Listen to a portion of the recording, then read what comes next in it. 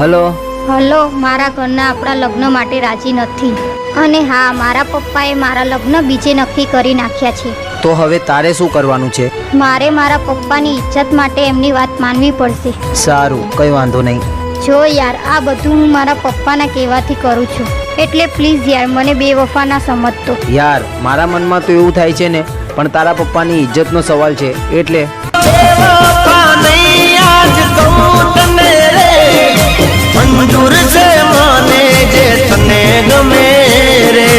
સારું, પણ તારા મનમાં શું થાય છે એ તો કે. મનમાં એવું થાય તને લઈને